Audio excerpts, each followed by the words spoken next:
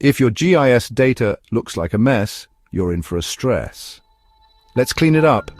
Today, we're tackling the Cook County Board of Review Appeal Decision History dataset. Our goal? Organize, clean and format property parcel numbers, PINs, so they're ready for QGIS's Query Builder. First up, organizing the data. We'll split it by year, 2020, 2021, 2022, and 2023. Then each year's data gets divided into two categories: decrease for lowered assessments and no change for those that stayed the same. Also, we'll filter out unwanted property classes like 299, 399, and so on. Next, we tackle formatting the PINs. You've got two options. 1. Remove the last 4 characters of the parcel number, or 2. Use the PIN 10 column if it's already in the right format. Your final pins should look like this in QGIS Query Builder. Pin 10 in 01. We're creating 8 text files, one for each year and decision type. Like this: 2020, no change pins 2020, decrease pins 2021, no change pins 20.